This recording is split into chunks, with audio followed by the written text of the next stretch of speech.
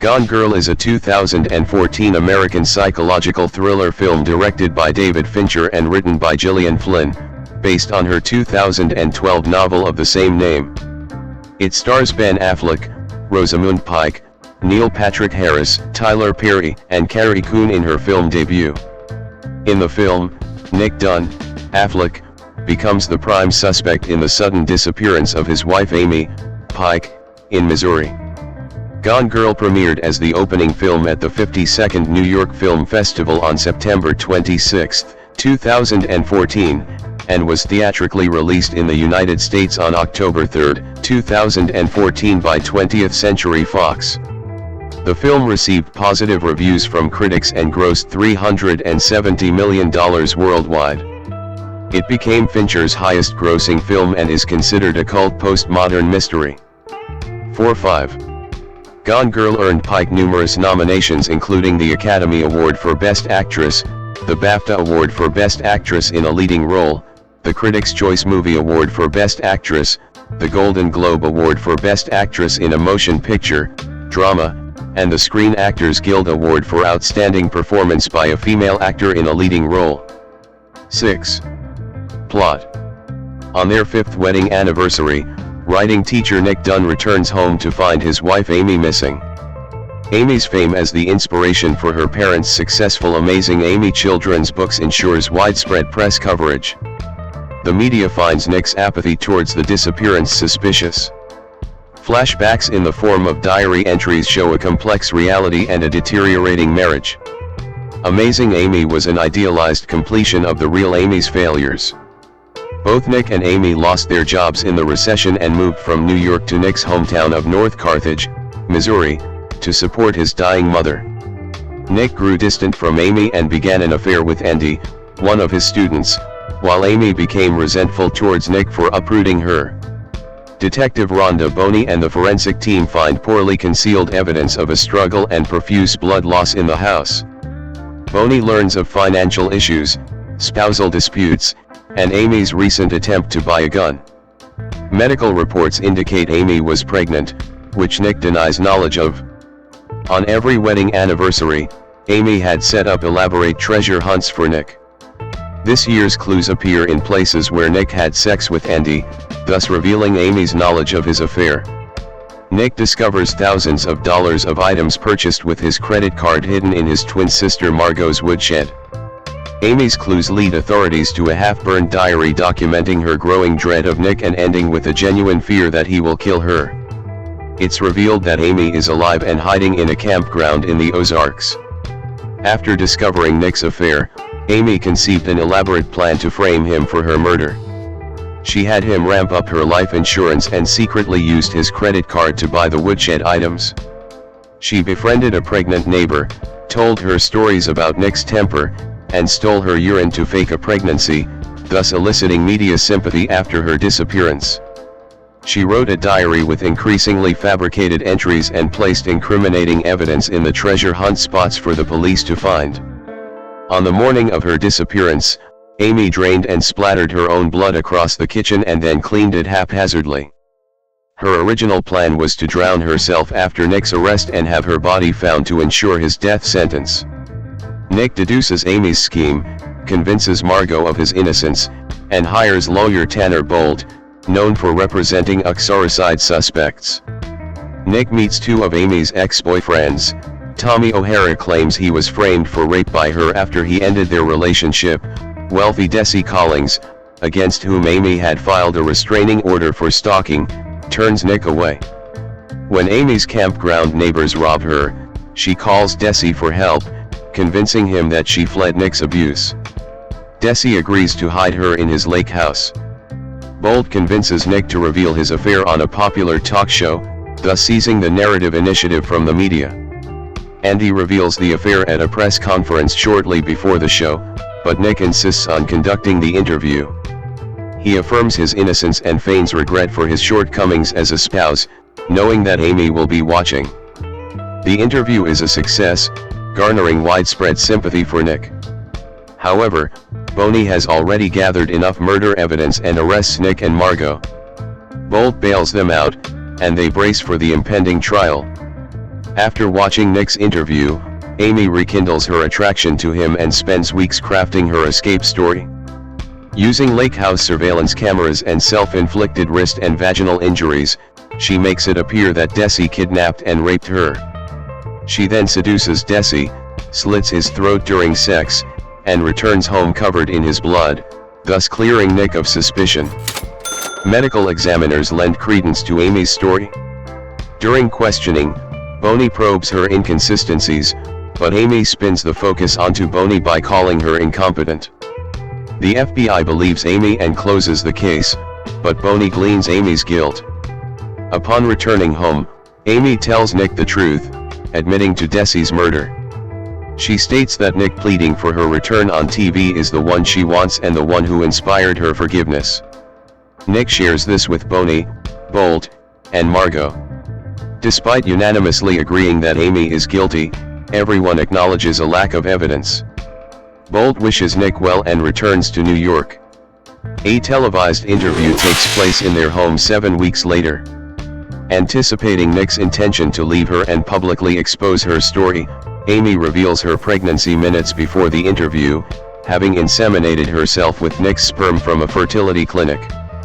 Nick reacts violently at first but feels responsible for the child and ultimately decides to stay with Amy, despite Margot's despair.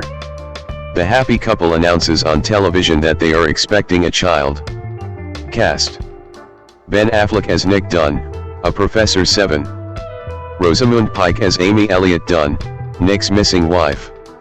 Neil Patrick Harris as Desi Collings, Amy's wealthy ex-boyfriend. Tyler Perry as Tanner Bolt, Nick's attorney. Carrie Coon as Margot Godun, Nick's twin sister 7. Kim Dickens as Detective Rhonda Boney, the lead investigator on Amy's disappearance. Patrick Fugit as Officer James Gilpin, Boney's partner. Missy Pyle as Ellen Abbott, a cable TV host based on Nancy Grace. Emily Ratajkowski as Andy Fitzgerald, Nick's mistress and student. Casey Wilson as Noelle Hawthorne, Nick and Amy's pregnant neighbor. Lola Kirk as Greta, a young woman Amy meets at the Ozarks campground. Boyd Holbrook as Jeff, a flirtatious man Amy meets at the Ozarks campground. Lisa Baines as Mary Beth Elliott, Amy's mother. Sella Ward as Sharon Schreiber, a network TV host. Scoot McNairy as Tommy O'Hara, another former boyfriend of Amy's. Scott Takita as TV producer. David Clennon as Rand Elliott, Amy's father. Kathleen Rose Perkins as Shauna Kelly. Production. Development. David Fincher and Gillian Flynn at the film's premiere at the 52nd New York Film Festival. Gone Girl is a film adaptation of Flynn's 2012 novel of the same name. One of the film's executive producers, Leslie Dixon, read the manuscript of the novel in 2011 and brought it to the attention of Reese Witherspoon, who was originally slated to play Amy, in December of that year. Witherspoon and Dixon then collaborated with Bruno Papandrea to further develop the manuscript with Flynn's film agent, Sherry Smiley. They met with film studios in early 2012. 9. Following the release of the novel in June 2012, 20th Century Fox optioned the book in a deal with Flynn, in which the author negotiated that she would be responsible for the first draft of the screenplay.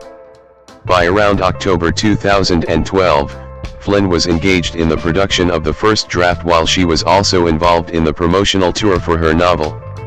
Then a first-time screenwriter, Flynn later admitted, "I certainly felt at sea a lot of times, kind of finding my way through." 10. Flynn submitted her first draft screenplay to Fox in December 2012, before Fincher was selected as the director for the project. 11. Fincher had already expressed interest in the project, and after he finished reading Flynn's first draft, a meeting was scheduled between the director and author within days. Typically, authors who adapt their own works are removed from film adaptations following the first draft and an experienced screenwriter takes over, but, on this occasion, Fincher agreed to work with Flynn for the entire project. Flynn later explained, Fincher responded to the first draft and we have kind of similar sensibilities. We liked the same things about the book, and we wanted the same thing out of the movie. 12. As further preparation, Flynn studied screenplay books and also met with Steve Loves, who wrote the scripts for the Harry Potter series. 12. Fincher also provided guidance and advised the author, "We don't have the ability to gift the audience with the characters' thoughts, so tell me how they're behaving." 13. During the production of the final screenplay, Fincher and Flynn engaged in an intensive back-and-forth working relationship. Flynn sent Fincher big swaths of writing, which he then reviewed, and Fincher would then discuss the swaths with Flynn by telephone. Eventually, some scenes were rewritten a dozen times, while other scenes were unaltered. 10. Following the release of the film, Flynn spoke of an overwhelming adaptation process, in which she condensed a 500-page novel with an intricate plot into a shorter screenplay. She explained how her experience working for a magazine meant she was familiar with eliminating parts of previous drafts, and thus wasn't ever precious about cutting.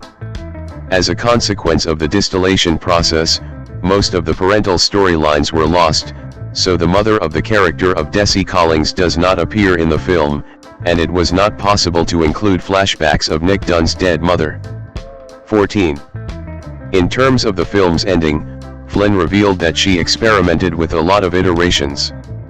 One of the aspects that she was certain of was the presence of the media, which she described as the third player, alongside Nick and Amy. In Flynn's words, "Once we got to the ending, I wanted it to wrap up quickly. I didn't want 8 million more loop-de-loops. I had no problem tossing stuff out and trying to figure out the best way to get there." 12. Flynn enjoyed the experience of making the film, and she expressed appreciation for Fincher's involvement, as he really liked the book and didn't want to turn it into something other than what it already was, and he also reassured her, even when she second-guessed herself.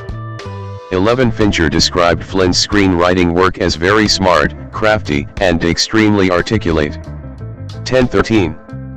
Fincher selected Pike for the lead role because she was not well known to American audiences, and he also felt she had an enigmatic quality which suited the role.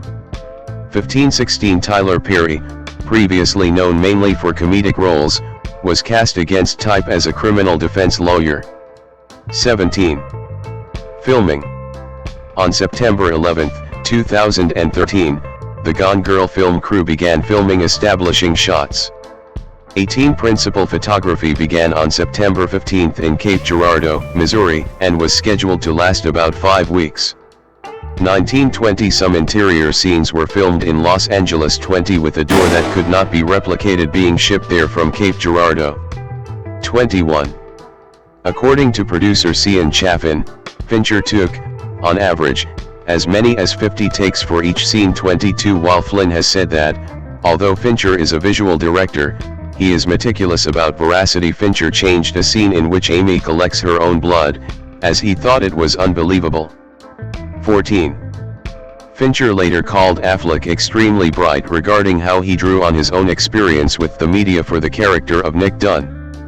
Fincher explained that Affleck has a great sense of humor and great wit about what the situation is and how frustrating it is. Fincher described the behavior of the media in the film as tragedy vampirism, but clarified that the New York Times and NPR are not in the flower beats of the Dunne house. 13. Costumes.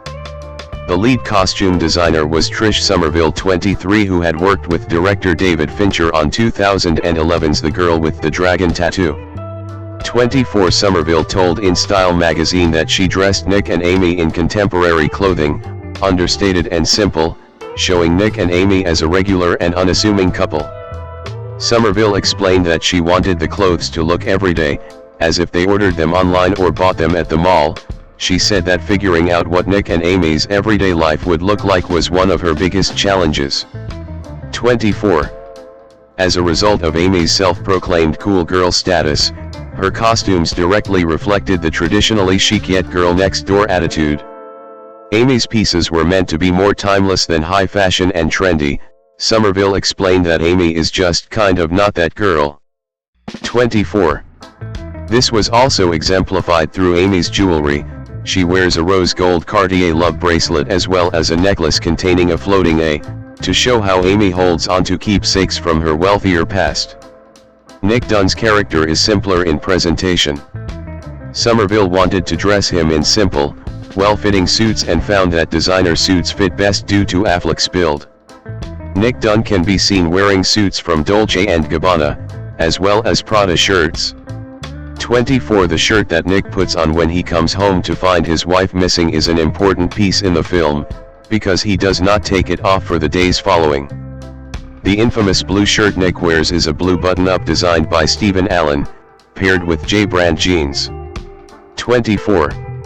When Amy and Nick moved to Missouri, Somerville made minor changes to Amy's wardrobe in order to signify change.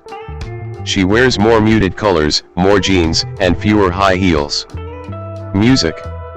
Main article, Gone Girl, soundtrack. Trent Reznor co-wrote the film's score. On January 21, 2014, Trent Reznor announced that he and Atticus Ross would provide the score 25, marking their third collaboration with Fincher, following The Social Network and The Girl with the Dragon Tattoo. Fincher was inspired by music he heard while at an appointment with a chiropractor and tasked Reznor with creating the musical equivalent of an insincere facade.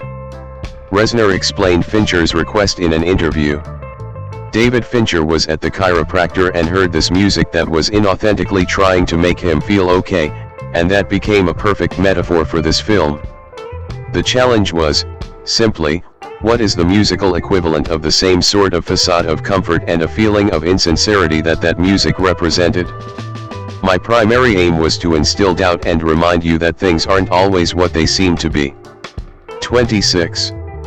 The overall score is a combination of soothing sounds with staccato electronic noises, resulting in an unnerving, anxiety-provoking quality. 27. NPR writer Andy Beta concludes, Reznor and Ross relish being at their most beauteous, knowing that it'll make the brutal moments of Gone Girl all the more harrowing. 28. Richard Butler of the Psychedelic Furs sang a cover version of the song She, which was used in the film's teaser trailer.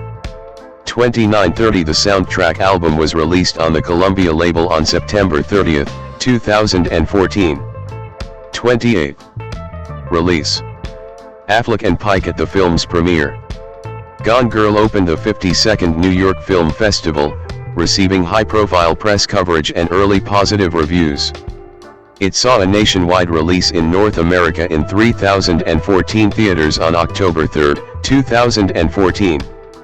Coinciding with the North American release, Gone Girl released at 5,270 screens in 39 international markets like the United Kingdom and Germany, on its opening weekend. 31. Home media. Gone Girl was released on DVD and Blu-ray on January 13, 2015. 32. The Blu-ray release comes with a 36-page Amazing Amy book called Tattletale. 33. An audio commentary with Fincher is the sole special feature included on the DVD/Blu-ray. 34. Reception. Box office. Gone Girl grossed $167.8 million in the United States and Canada and $203.1 million in other territories for a worldwide total of $370.9 million, against a production budget of $61 million. 3. Calculating in all expenses, Deadline Hollywood estimated that the film made a profit of $129.99 million, making it one of the most profitable films of 2014. 35. The film was released on October 3, 2014, in North America in 3,014 theaters and earned $13.1 million on its opening day 36/37, including the $1.3 million it earned from Thursday late-night showings. 38/39 It finished in first place at the North American box office, earning $37.5 million after a neck-and-neck competition with Warner Bros./New Line Cinema's horror film Annabelle, which earned $37.1 million. The film was the biggest debut of Fincher's career, breaking Panic Room's opening. 40. It was the third biggest opening weekend for Affleck behind Pearl Harbor, $59.1 million, and Daredevil, $40.3 million, and Rosamund Pike's second biggest opening behind Die Another Day, $47 million. The film is the 10th biggest October debut overall. The film played 60% female and 75% over 25 years old. 40. The film topped the box office for 2 consecutive weekends despite facing competition with Dracula Untold in its second weekend 41 before being overtaken by Fury in its third weekend. 42. Outside North America, it earned $24.6 million from 5,270 screens in 39 international markets on its opening weekend, higher than expected. 31 high openings were witnessed in the United Kingdom, $6.7 million, 43 Australia, $4.6 million, 43 France, $3.65 million, 44 Russia, $3.4 million, 43 and Germany, $2.6 million. 43. Critical response. Rosamund Pike's performance garnered widespread critical acclaim, earning her a nomination for the Academy Award for Best Actress. Gone Girl received highly positive reviews from critics, with Pike's performance in particular earning widespread acclaim. Rotten Tomatoes gives the film an approval rating of 88%, based on 368 reviews, with an average rating of 0.8. The website's critical consensus reads, "Dark, intelligent, and stylish to a fault, Gone Girl plays to director David Fincher's 6 strengths while bringing the best out of stars Ben Affleck and Rosamund Pike." 45. Metacritic gave the film a weighted average score of 79 out of 100, based on 49 critics, indicating generally favorable reviews. 46 audiences surveyed by CinemaScore gave the film an average grade of B on an A+ to F scale. 47-48. The Vulture's critics praised the direction, screenplay, editing, score, visual style, and acting, particularly from Pike, Affleck, Tyler Perry, Carrie Coon, and Missy Pyle. 49. Kenneth Turan of the Los Angeles Times wrote, "Superbly cast from the two at the top to the smallest speaking parts, impeccably directed by Fincher and crafted by his regular team to within an inch of its life, Gone Girl shows the remarkable things that can happen when filmmaker and material are this well matched." 50. The Economist called the film a brilliantly glacial adaptation. "This may not be the perfect film, but it is a perfect adaptation." 51. Joshua Rothman wrote in The New Yorker that he enjoyed the film in all its abstract, intellectual, postmodern glory and that, similar to other postmodern narratives, the film adaptation is decisively unreal.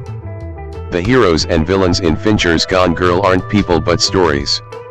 Rothman, who draws parallels between Gone Girl and Fincher's 1999 adaptation Fight Club, decides that the film is ultimately a farce and has resonated with filmgoers because it expresses a creepy, confused, and troubling part of us. 5. Anthony Lane of The New Yorker wrote, "At first blush, Gone Girl is natural Fincherland, so why doesn't the movie claw us as The Social Network did? Who could have predicted that a film about murder, betrayal, and deception would be less exciting than a film about a website?" 7. Slant Magazine's Ed Gonzalez awarded the film 2 out of 4 stars, concluding, "Fincher and Flynn should have gone further and truly grappled with the real horror that, by giving his relationship with Amy another chance, Nick is indulging in one of the great myths of feminism, that it emasculates men. Rather than undermine that noxiousness, Fincher enshrouds it in funereal brush strokes that cast his Gone Girl as a fashionable tumbling into an abyss of willful denial." 52. In response to some of the criticisms of the film, Flynn said, "The whole point is that these are two people pretending to be other people, better people, versions of the dream guy and dream girl, but each one couldn't keep it up, so they destroy each other." 53.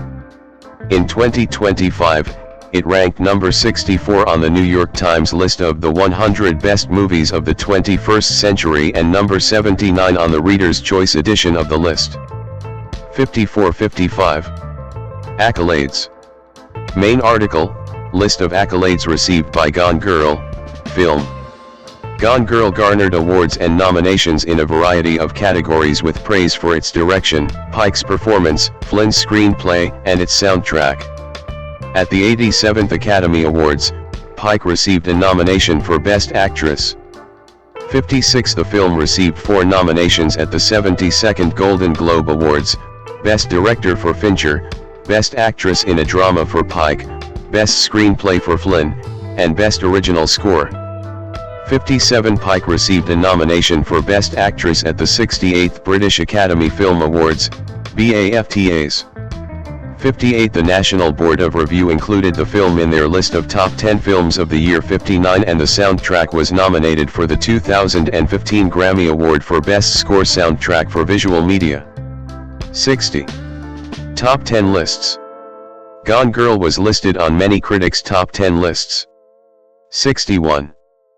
3rd, Matthew Jacobs and Christopher Rosen, The Huffington Post. 3rd, Genevieve Koski, The Dissolve. 3rd, People. 3rd, Mara Reinstein, Us Weekly. 3rd, James Rocky, The Wrap.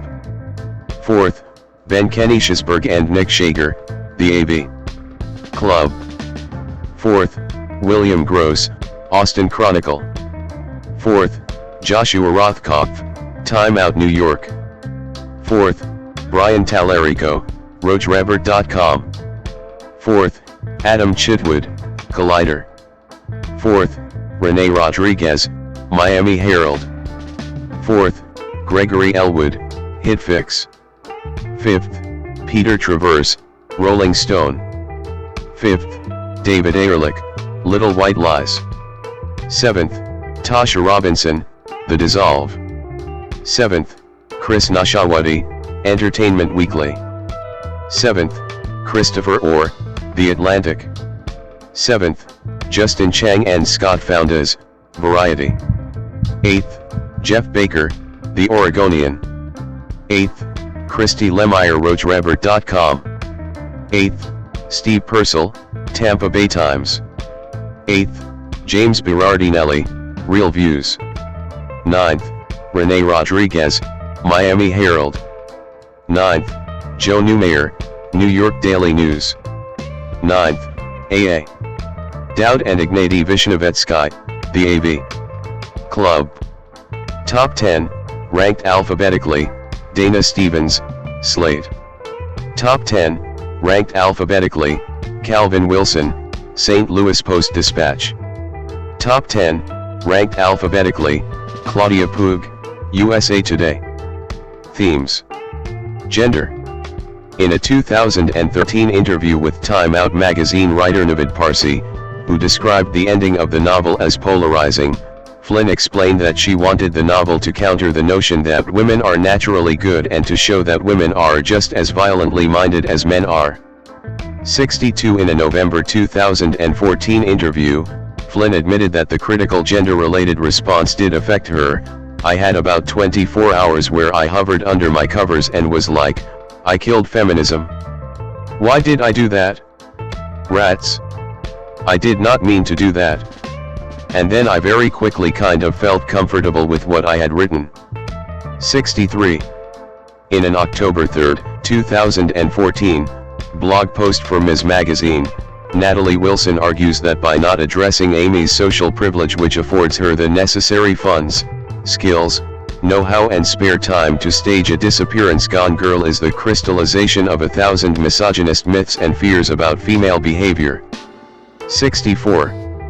Alyssa Rosenberg wrote in the Washington Post on October 3, 2014, that, although she was initially unconvinced by the book, her fascination with the novel and film was partly due to her conclusion that Amy Elliott Dunn is the only fictional character I can think of who might be accurately described as simultaneously misogynist and misandrist. 65. In an October 6, 2014, article titled Gone Girl's Biggest Villain is Marriage Itself, Jezebel's Jessica Cohn wrote, movie Amy pales in comparison to the vivid character we meet in the book. Strip away book Amy's complexities and you're left with little more than crazy fucking bitch. That makes her no less captivating, but it does make the film feel a lot more misogynistic than the novel. 66. Cohn concedes that this did not negate her enjoyment of the film, as we ladies are well accustomed to these injustices. 66. Times Eliana Doctorman wrote on the same date that Gone Girl is both a sexist portrayal of a crazy woman and a feminist manifesto, and that this duality makes the film interesting. 67. Zoe Heller of the New York Review of Books wrote, "The problem with Amy is not that she acts in vicious and reprehensible ways, or even that her behavior lends credence to certain misogynist fantasies. The problem is that she isn't really a character, but rather an animation of a not very interesting idea about the female capacity for nastiness," concluding that the film is a piece of silliness, not powerful enough in the end to engender proper disapproval, only wonder at its coarseness and perhaps mild dismay at its critical success. 68. Writing in The Guardian on October 6, 2014, Joan Smith criticized what she saw as the film's recycling of rape myths, citing research released in 2013 which stated that false allegations of rape in the UK were extremely rare. 69. She wrote, "The characters live in a parallel universe where the immediate reaction to a woman who says she's been assaulted is one of chivalrous concern. Tell that to all the victims, here and in the US, who have had their claims dismissed by skeptical police officers." 69. Writing for The Guardian on the following day, M. Insana wrote that Smith's argument wouldn't carry as much weight were this film set against a vastly wider range of women's stories and characters in mainstream culture, but concluded with Dr. Mann's plea for the portrayal of all sorts of women in our novels. 70. Tim Crowenerd, of the Australian website Eureka Street, wrote on October 8, 2014, that the film's predominant focus upon Nick's perspective serves to obfuscate Amy's motives, though it is possible that she is simply a sociopath, and to amplify her personification of anti-women myths. However, Crowenerd concludes that Gone Girl is a compelling rumination on the impossibility of knowing the mind of another, even within that ostensibly most intimate of relationships, marriage. 71. Potential sequel. In an interview in October 2014, Rosamund Pike stated she would return for a sequel if Gillian Flynn wrote the script. 72. In January 2015, Flynn said she was open to the idea of a sequel, but said it would be a few years down the road when the original cast and crew would be available again. 73. Real-world kidnapping. For several months, the police and the media labeled the real-world kidnapping of Denise Huskins in March 2015 as the Gone Girl hoax because they erroneously thought it followed a similar pattern as the movie. In fact, Huskins was the victim of an actual kidnapping and not the perpetrator of a hoax. 74. The case was the subject of a documentary, American Nightmare. Benjamin Gaza Affleck B., born August 15, 1972, is an American actor and filmmaker. His accolades include 2 Academy Awards, 2 BAFTA Awards, and 3 Golden Globes. Affleck began his career as a child when he starred in the PBS educational series The Voyage of the Mimi, 1984 to 1988. He later appeared in the independent comedy Dazed and Confused, 1993, and several Kevin Smith comedies, including Chasing Amy, 1997. Affleck gained wider recognition when he and Matt Damon won the Academy Award for Best Original Screenplay for writing Good Will Hunting, 1997, which they also starred in. He established himself as a leading man in studio films, including the disaster film Armageddon, 1998, the action crime thriller Reindeer Games, 2000, the war drama Pearl Harbor, 2001, and the thriller The Sum of All Fears, 2002. After a career downturn, Affleck made a comeback by portraying George Reeves in the biopic Hollywoodland, 2006, winning the Volpe Cup for Best Actor.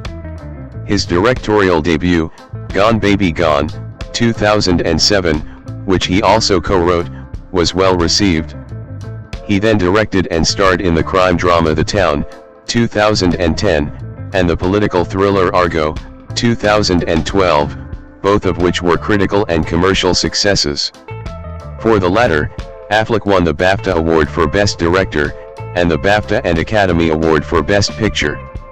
Affleck then starred in the psychological thriller Gone Girl, 2014, and played the superhero Batman in the DC Extended Universe, 2016 to 2023. He starred in the thriller The Accountant, 2016, and the sports drama The Way Back, 2020. Affleck had supporting roles in the dramas The Last Duel, 2021, The Tender Bar, 2021, and Air, 2023, the third of which he also directed. Affleck is the co-founder of the Eastern Congo Initiative, a grant-making and advocacy-based non-profit organization. He is a supporter of the Democratic Party.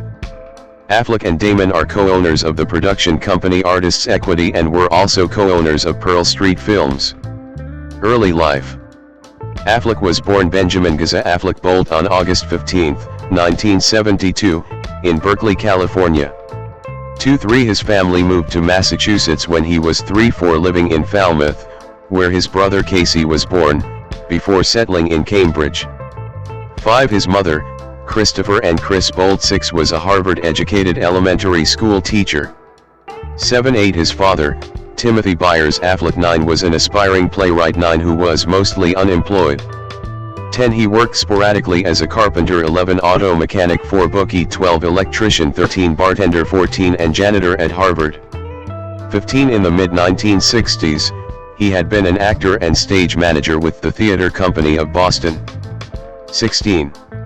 During Affleck's childhood, his father had a self-described severe, chronic problem with alcoholism. 17 And Affleck has recalled him drinking all day, every day.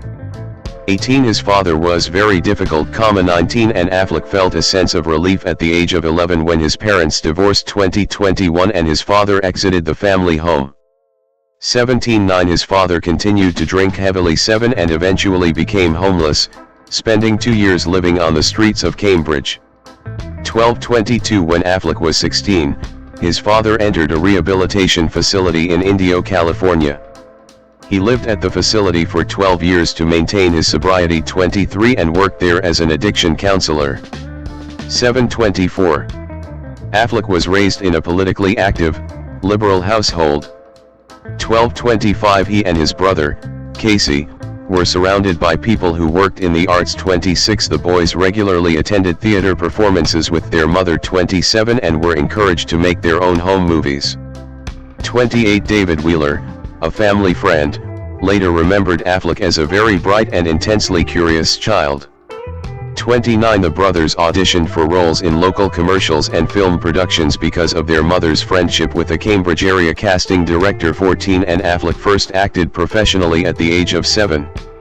29 His mother saved his wages in a college trust fund. 9 And hoped her son would ultimately become a teacher, worrying that acting was an insecure and frivolous profession. 30 When Affleck was 13, he filmed a children's television program in Mexico. He learned to speak Spanish during a year spent traveling around the country with his mother and brother. 31-32 As a Cambridge Ring and Latin high school student, Affleck acted in theater productions and was inspired by drama teacher Gary Specka. 33-34 He became close friends with fellow student Matt Damon, whom he had known since the age of 8. 35 Although Damon was 2 years older, the pair had identical interests and both wanted to pursue acting careers. 35 They traveled to New York together for acting auditions. 36 And saved money for train and airline tickets in a joint bank account. 37 While Affleck had high SAT scores 9 he was largely an unfocused student with poor attendance. 738 He spent a few months studying Spanish at the University of Vermont, chosen because of its proximity to his then girlfriend. 13 But he left after fracturing his hip while playing basketball. 36 At 18, Affleck moved to Los Angeles. 30 Studying Middle Eastern affairs at Occidental College for a year and a half. 39-40 Career 1981 to 1997, child acting and Good Will Hunting. Affleck acted professionally throughout his childhood but, in his own words, not in the sense that I had a mom that wanted to take me to Hollywood or a family that wanted to make money from me. I kind of chanced into something. 41. He first appeared, at the age of 7, in an independent film, The Dark End of the Street, 1981, directed by a family friend. 42. His biggest success as a child actor was as the star of the PBS children's series The Voyage of the Mimi, 1984, and The Second Voyage of the Mimi, 1988, produced for 6th grade science classes. Affleck worked sporadically on Mimi from the age of 8 to 15 in both Massachusetts and Mexico.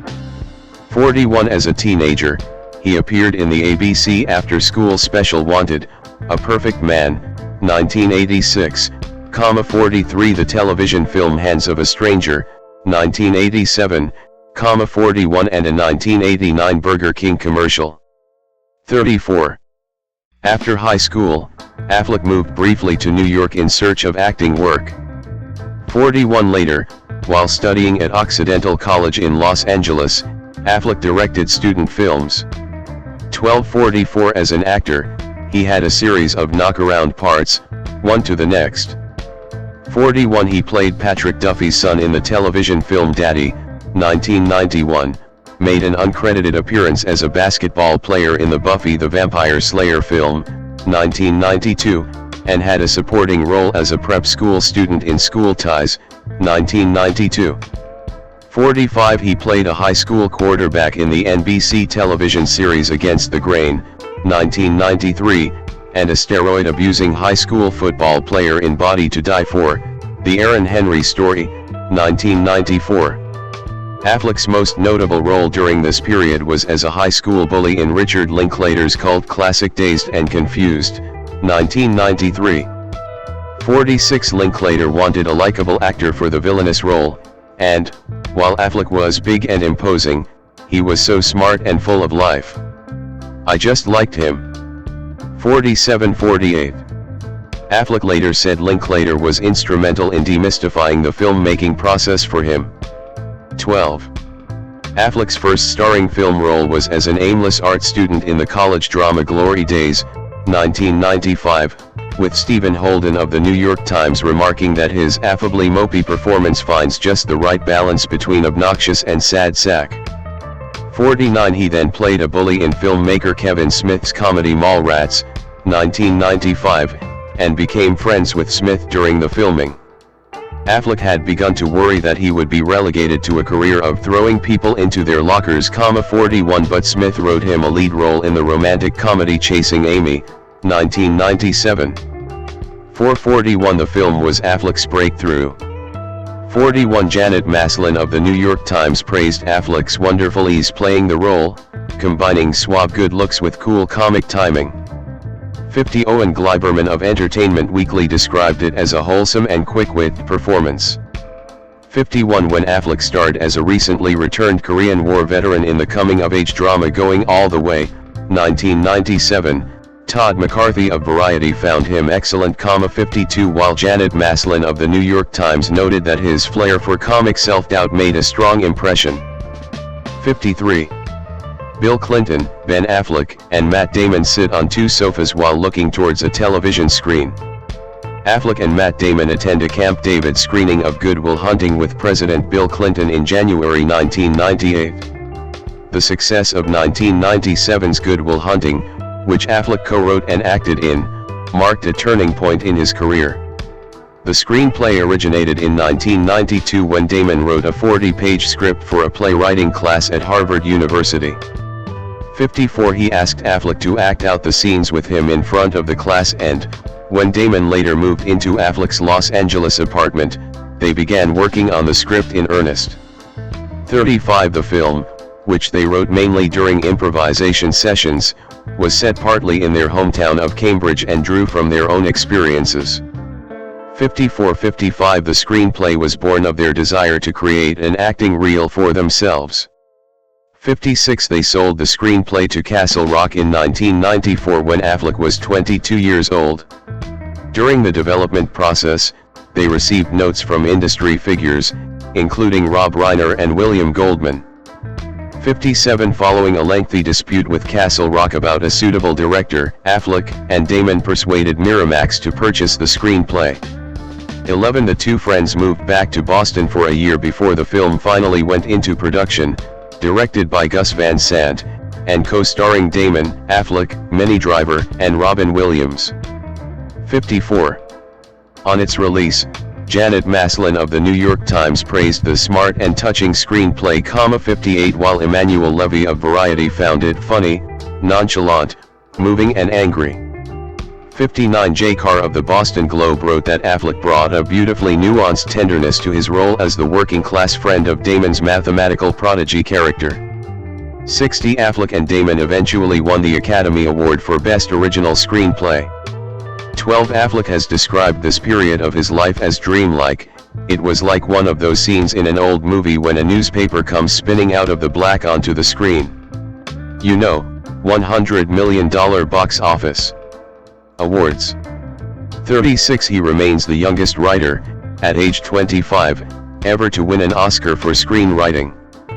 54. 61. 1998 to 2002, leading man status. Ben Affleck, Michael Bay, and Liv Tyler posing on the red carpet. Affleck with Michael Bay and Liv Tyler at the Armageddon premiere in June 1998. Armageddon, released in 1998, established Affleck as a viable leading man for Hollywood studio films. Good Will Hunting had not yet been released during the casting process, and, after Affleck's screen test, director Michael Bay dismissed him as a geek. Producer Jerry Bruckheimer convinced Bay that Affleck would be a star. 30. But he was required to lose weight, become tanned, and get his teeth capped before filming began. 62. The film, where he starred opposite Bruce Willis as a blue-collar driller tasked by NASA with stopping an asteroid from colliding with Earth, was a box office success. 63. Daphne Merkin of The New Yorker remarked, Affleck demonstrates a sexy Paul Newmanish charm and is clearly bound for stardom. 64. Later in 1998, Affleck had a supporting role as an arrogant English actor in the period romantic comedy Shakespeare in Love, starring his then-girlfriend Gwyneth Paltrow. Lael Lowenstein of Variety remarked that Affleck does some of his very best work, suggesting that comedy may be his true calling. 65. While Janet Maslin of the New York Times found him very funny. 66. Shakespeare in Love won 7 Academy Awards, including Best Picture, while the cast won the Screen Actors Guild Award for Outstanding Performance by a Cast. Affleck then appeared as a small-town sheriff in the supernatural horror film Phantoms. 41. Stephen Holden of the New York Times wondered why actors like Affleck and Peter O'Toole had agreed to appear in the junkie film. Affleck's stunning performance suggests he is reading his dialogue for the first time, directly from cue cards. 67. Affleck and Damon had an on-screen reunion in Kevin Smith's religious satire Dogma, which premiered at the 1999 Cannes Film Festival.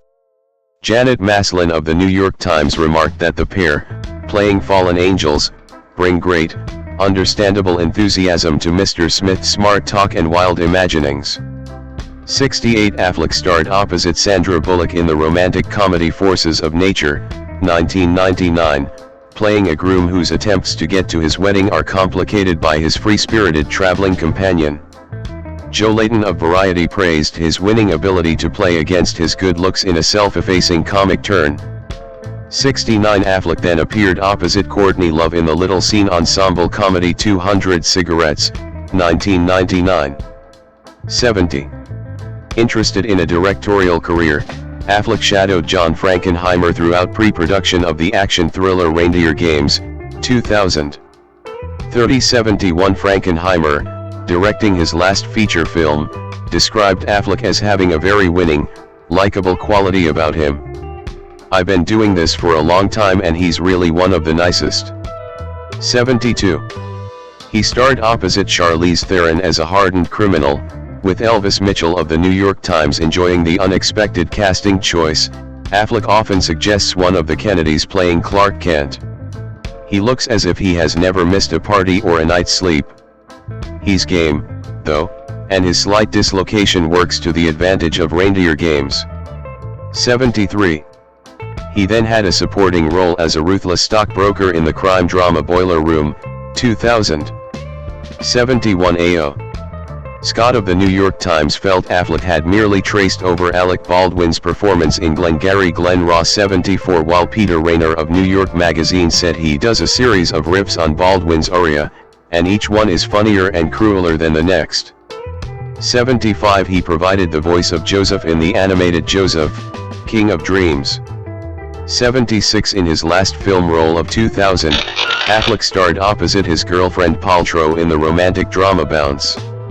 Stephen Holden of the New York Times praised the understated intensity and exquisite detail of his performance, his portrait of a young, sarcastically self-defined people person who isn't half as confident as he would like to appear is close to definitive.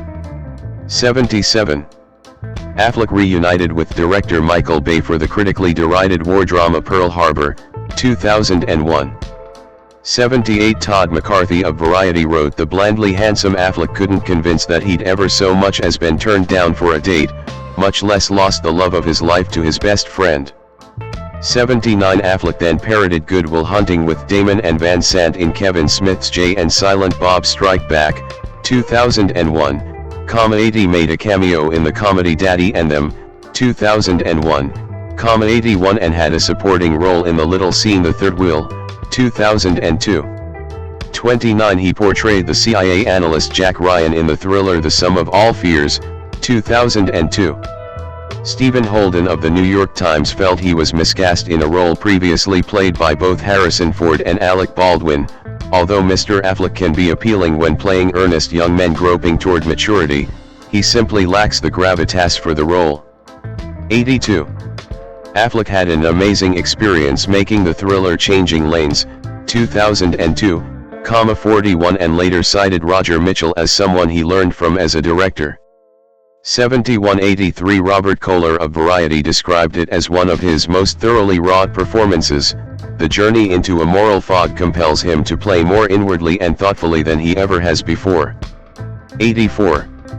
Affleck became more involved with television and film production in the early 2000s. He and Damon had set up Pearl Street Films in 1998-85, named after the street that ran between their childhood homes.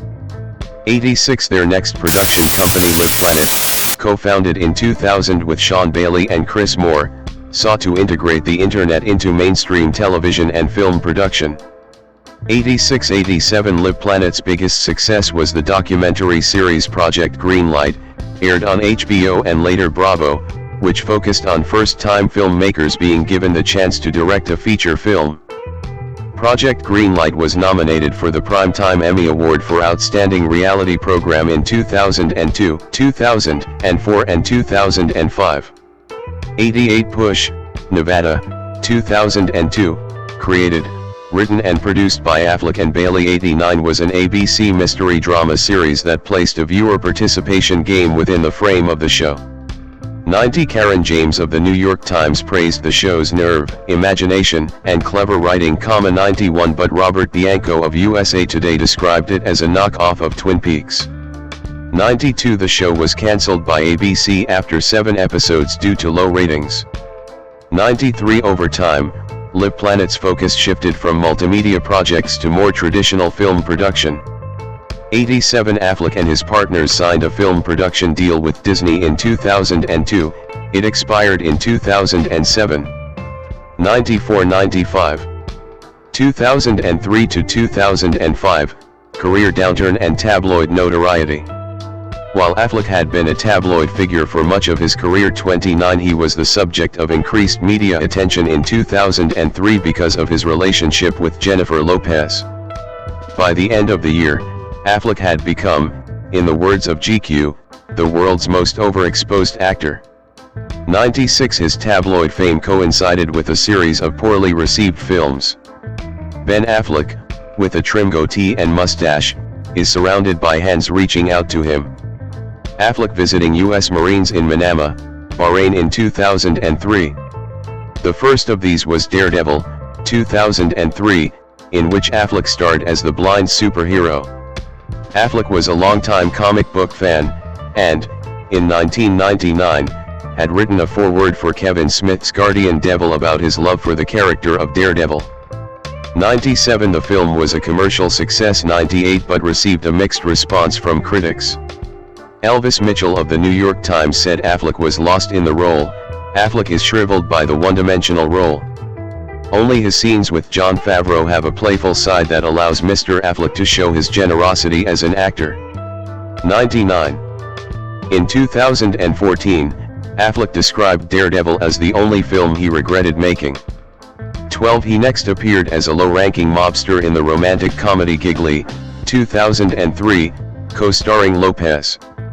The film was almost uniformly panned 100-101, with Manala Dargis of the Los Angeles Times remarking that Affleck doesn't have the chops or the charm to maneuver around, or past, bad material. 102.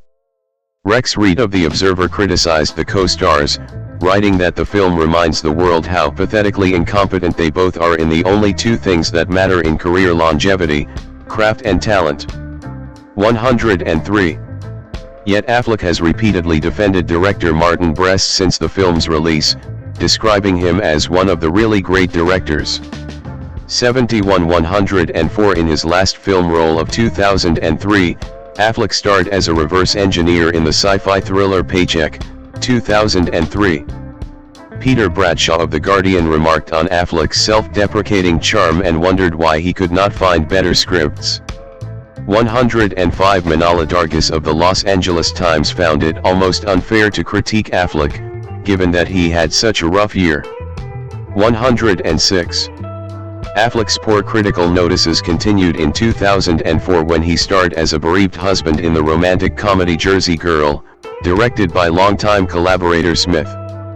Stephen Holden of the New York Times described Affleck as an actor whose talent has curdled as his tabloid notoriety has spread. 107. Later that year, he starred opposite James Gandolfini in the holiday comedy Surviving Christmas. Holden noted in the New York Times that the film found a clever way to use Ben Affleck's disagreeable qualities. The actor's shark-like grin, cocky petulance, and bullying frat boy swagger befit his character. 108. At this point, the quality of scripts offered to Affleck was just getting worse and worse. The negative press coverage really started to affect him. 109. And he decided to take a career break. 110. The Los Angeles Times published a piece on the downfall of Affleck's career in late 2004. The article noted that, unlike film critics and tabloid journalists, few industry professionals seem to be gloating over Affleck's travails. 111. 2006 to 2015, emergence as a director. Affleck began a career comeback in 2006 with his acclaimed performance as Superman actor George Reeves in the noir biopic Hollywoodland. Peter Travers of Rolling Stone praised an award-caliber performance. This is feeling, nuanced work from an actor some of us had prematurely written off. 112. Jeffrey McNabb of The Guardian said he beautifully captured the character's curious mix of charm, vulnerability, and fatalism. 113. He was awarded the Volpe Cup at the Venice Film Festival and was nominated for a Golden Globe for Best Supporting Actor. 114. Also in 2006, he made a cameo in Smith's Clerks II. 115. Starred in the little scene Man About Town and had a minor role in the crime drama Smokin' Aces. 116. 117. In 2007, Affleck made his feature film directorial debut with Gone Baby Gone, a crime drama set in a working-class Boston neighborhood, starring his brother Casey as a private investigator searching for a young abductee. Affleck co-wrote the screenplay, based on the book by Dennis Lehane, with childhood friend Aaron Stockard, having first mentioned his intention to adapt the story in 2003. 118. 119. It opened to enthusiastic reviews. 120. Manala Dargis of the New York Times praised the film's sensitivity to real struggle. 121. While Stephen Farber of The Hollywood Reporter described it as thoughtful, deeply poignant, and splendidly executed. 122. While Affleck intended to keep a primary emphasis on directing going forward in his career. 123. He acted in 3 films in 2009. In the ensemble romantic comedy He's Just Not That Into You, the chemistry between Affleck and Jennifer Aniston was praised. 124-125 Affleck played a congressman in the political thriller State of Play.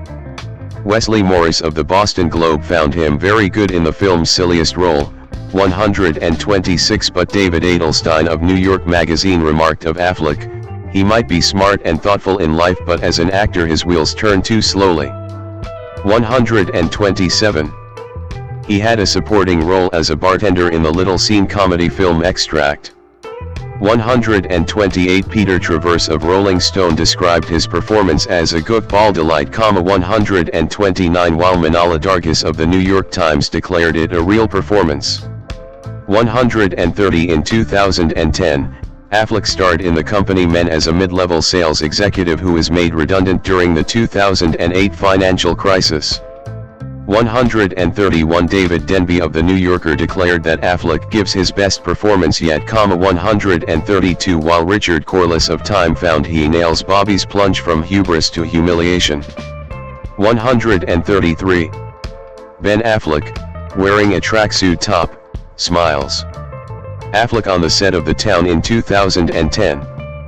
Following the modest commercial success of Gone Baby Gone, Warner Brothers developed a close working relationship with Affleck and offered him his choice of the studio's scripts.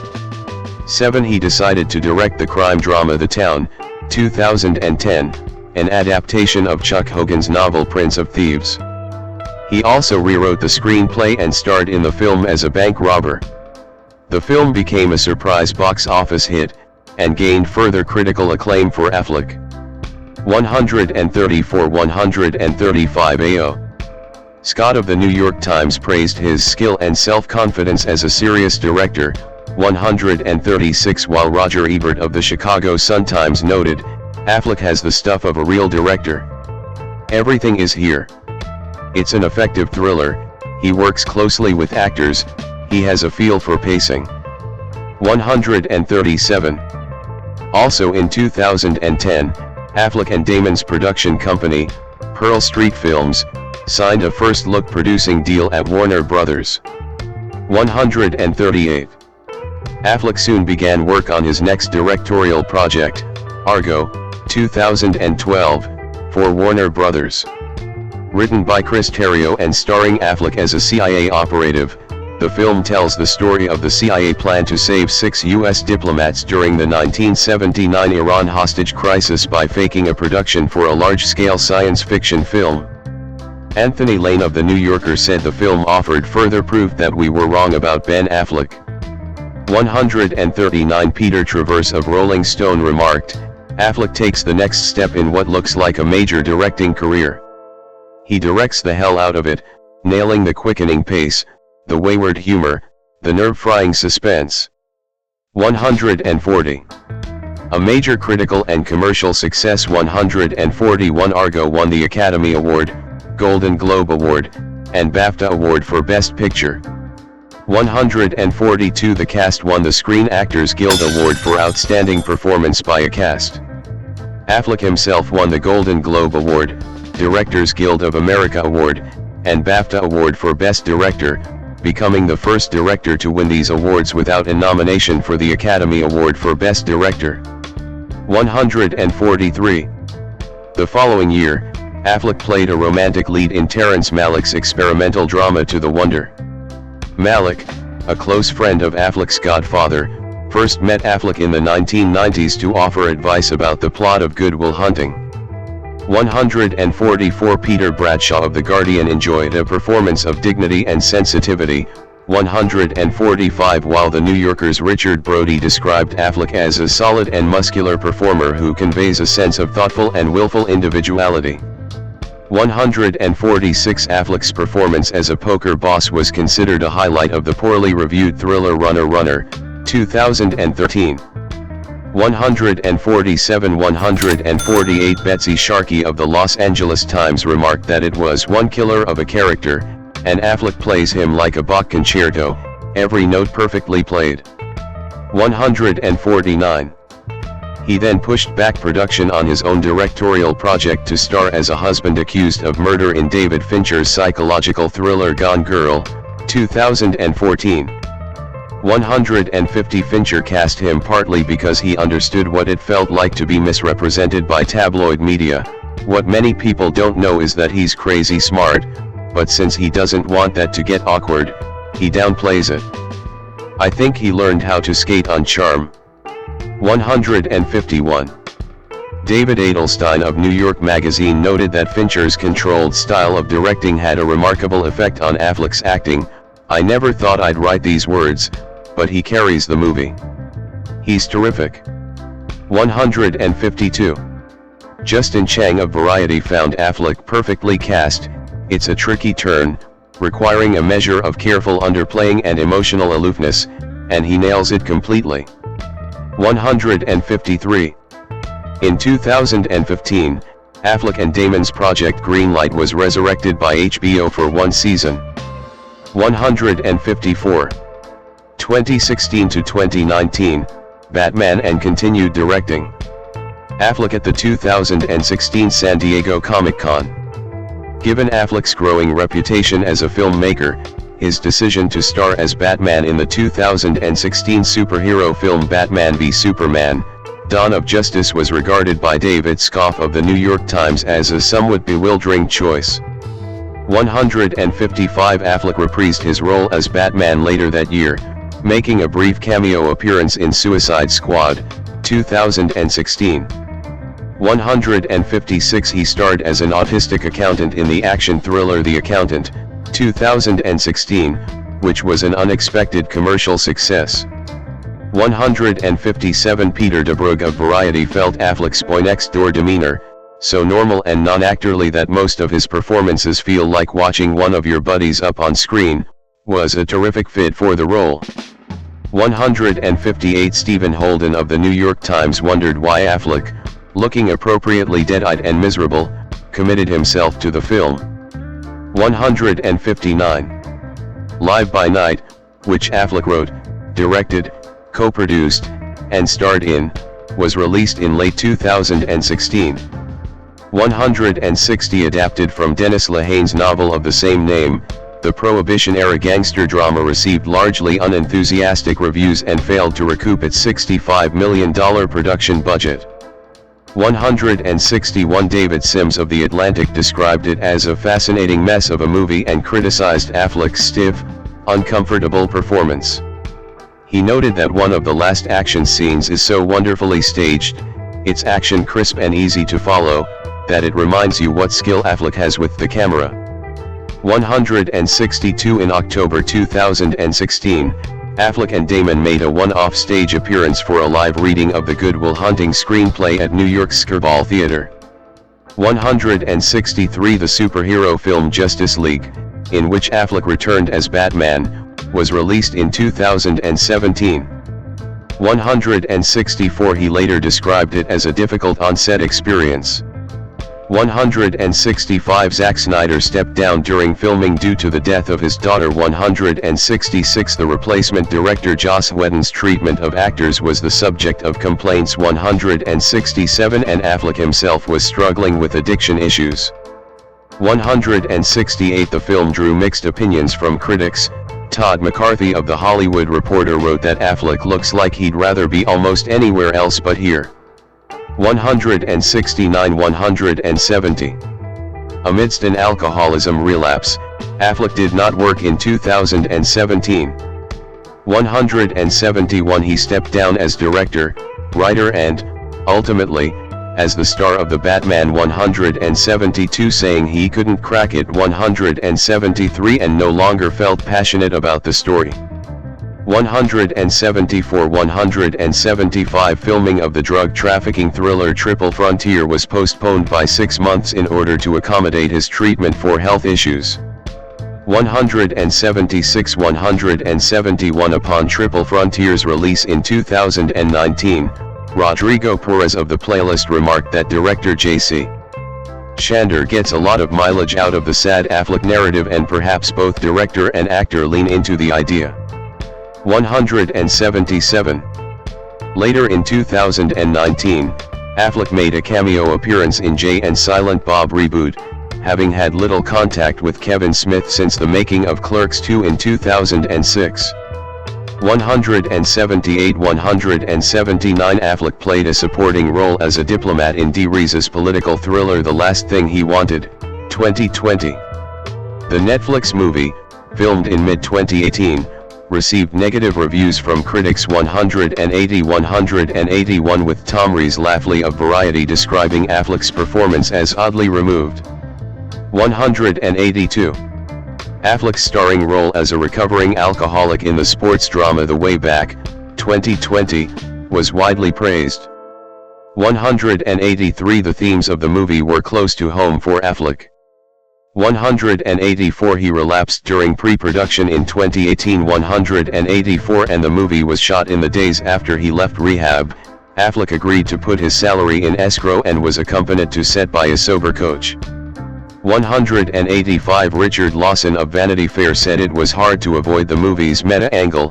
Affleck handles his self-conscious task with a generous humility, giving a performance built not out of histrionics or big actor moments, but instead from the messy details of a man in a plateaued distress. 186 David Sims of The Atlantic praised the subtlety, vulnerability, and lumbering physicality of his performance, describing it as the rawest and most natural work of his career. 187 Due to the COVID-19 pandemic, cinemas closed in the second week of the movie's release and Warner Bros. Made it available to view on demand earlier than scheduled. 188 He received a Best Actor nomination at the 2021 Critics' Choice Awards. 189 Also in 2021, Snyder's director's cut of Justice League featured a newly filmed scene with Affleck. 190. 2020, present, supporting roles and artists equity. Affleck had supporting roles in two 2021 releases. 191 He played Peter II, Count of Alençon, a hedonistic aristocrat in Ridley Scott's medieval drama The Last Duel. He also co-wrote the movie's screenplay with Damon and Nicole Holofcener. 192-193 Bill Jebari of New York Magazine was impressed by Affleck's imperious performance as the wonderfully skeezy Pierre, a marvelously out-there creation who shouldn't work at all and yet becomes an engine of uneasy delights. 194. Brian Truitt of USA Today said he steals the movie. He seems to have written the most entertaining character in the movie for himself, but will allow it. 195. Later that year, Affleck appeared as a substitute father figure in George Clooney's coming-of-age drama The Tender Bar. 196 The film premiered at the London Film Festival, with Clooney remarking that he cast Affleck because he is very intelligent, and he can also come off as the big Goomba. 197. Pete Hammond of Deadline described it as a part he was born to play, writing that he beautifully and knowingly delivered an unforgettable portrait of the uncle you wish you had. 198. Kevin Marr of The Times said he played the role with extraordinary subtlety and depth. He dominates his every scene, with deftly delivered quips, comedy reaction shots or sheer hangdog charisma alone. 199. For the role, Affleck was nominated for the Golden Globe Award and Screen Actors Guild Award for Best Supporting Actor. 201. In 2022, Affleck and Ana de Armas starred in Adrian Lyne's thriller Deep Water, an adaptation of Patricia Highsmith's novel. 202 It was released on streaming service Hulu and received largely negative reviews. 203 Justin Chang of the Los Angeles Times said Affleck excels at playing the emasculated dreamboat, the golden boy gone to seed. 204. Adam Naiman of The Ringer said the film serves as an example of his formidable skill set within a very specific range. What used to seem like the callow cockiness of a handsome front-runner has hardened and deepened into a kind of grizzled charisma, the gravitas of a frat boy facing down his own expiration date. 205. He also made a cameo appearance in Smith's Clerks 3. 206-207. Affleck's fifth directorial project, Air, about Nike's creation of the Air Jordan, premiered in 2023 and was well reviewed. 208 The movie starred Matt Damon and Viola Davis, with Affleck playing a supporting role as Phil Knight. 209, 210, 211. It marked the first release from Affleck and Damon's independent production company Artists Equity, which aims to share profits with all stakeholders. Affleck serves as the company's CEO and intends to work exclusively for Artists Equity as a filmmaker. 212, 213. In a review of Air for the Ringer, Adam Naiman wrote that Affleck, while not a masterful filmmaker, has a gift for pacing and working with actors. He and Damon spend most of the time pumping each other up, and the chemistry between them is undeniable. David Sims of The Atlantic said Air was a great return to Affleck's original impulses as a director. It's a fun, well-made film for grown ups that gives its actors room to flesh out their characters. 214. Also in 2023, Affleck starred as a detective in Robert Rodriguez's action thriller Hypnotic. 215. And made a cameo appearance as Batman in the film The Flash. 216. In 2025, Affleck starred in the action thriller The Accountant 2. He has 2 Netflix films in post-production. He directed and starred opposite Gillian Anderson in the kidnapping thriller Animals. 217. While he and Damon will star as police officers in the crime thriller The Rip. 218. Philanthropy. Eastern Congo Initiative.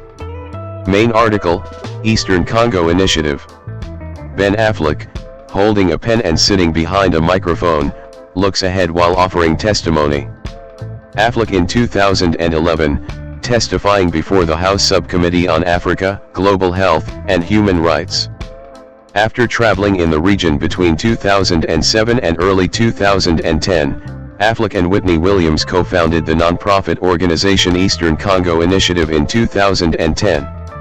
219, 220. ECI acts as a grant maker for Congolese-led, community-based charities. 221. It offers training and resources to cooperatives of Congolese farmers while leveraging partnerships with companies including Theo Chocolate and Starbucks. 222, 223. ECI also aims to raise public awareness and drive policy change in the United States. 224. Affleck has written op-eds about issues facing Eastern Congo for The Washington Post. 225, 226. Politico. 227. The Huffington Post. 228. Time. 229. The New York Times. 230. And the Los Angeles Times. 231. He has appeared as a discussion panelist at many events, including at the Center for Strategic and International Studies. 232. The Global Philanthropy Forum. 233. And the Clinton Global Initiative. 234. During visits to Washington, D.C., Affleck has testified before the House Subcommittee on Africa, Global Health, and Human Rights. 235. The House Armed Services Committee. 236. The Senate Foreign Relations Committee. 237. And the Senate Appropriations Subcommittee on State, Foreign Operations, and Related Projects. 238. Other charitable causes. Affleck is a supporter of the A.T. Children's Project.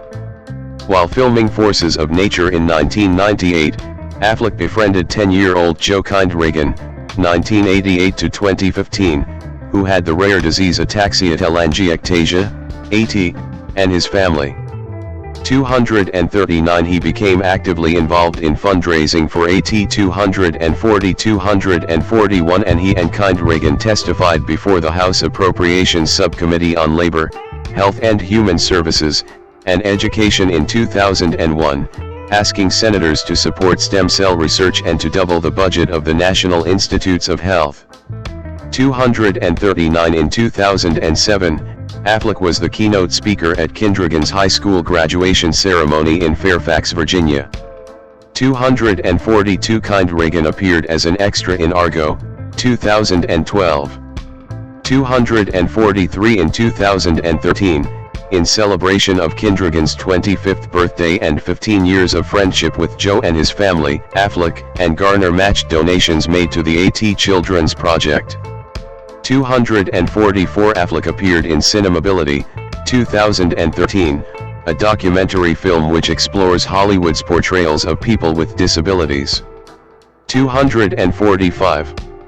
Ben Affleck speaks into a microphone.